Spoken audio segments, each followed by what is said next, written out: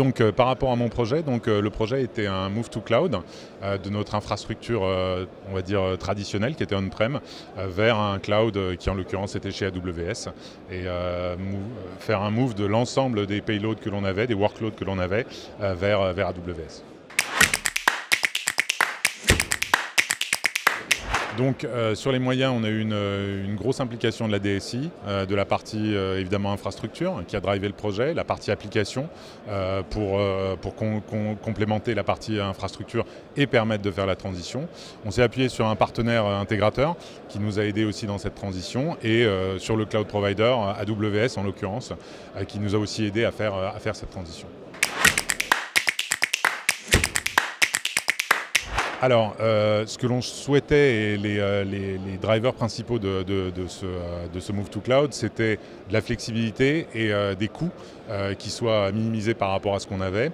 Ce que je peux dire, c'est qu'aujourd'hui, en moins d'un an, on a payé le projet, il s'est autofinancé grâce aux économies qu'on a pu faire sur cette transition. Et la flexibilité que l'on souhaitait avoir est là aussi, puisqu'on a maintenant la capacité de démonter des machines comme on le veut. On a la capacité de mieux utiliser notre temps machine, et c'est ce qu'on voulait faire comme premier pas. Et maintenant, ça nous ouvre justement la possibilité de faire beaucoup plus, et on va pouvoir se lancer vers d'autres innovations. Alors les conseils, moi j'en aurais deux. Le premier, c'est de bien identifier par rapport au driver de son entreprise qu'est-ce qu'on veut faire. J'entends beaucoup parler de gens qui font du multi-cloud. Nous en l'occurrence on a fait du mono-cloud. C'est pas, je dirais pas que l'un est meilleur que l'autre, mais ça dépend vraiment de quels sont les drivers. Nous, avec la flexibilité et le coût que l'on voulait mettre en drivers principaux, cette architecture mono-cloud était la bonne solution. Le multi-cloud peut être très intéressant, mais il y a d'autres drivers derrière. Donc je pense que c'est très important de bien identifier ça au démarrage. Qu'est-ce qu'on veut vraiment en tirer? Et à partir de là, dériver l'infrastructure technique qui est, on va dire, la conséquence de ça. Mais je pense que ça, c'est la première chose à faire. Donc ça, ce serait mon premier conseil.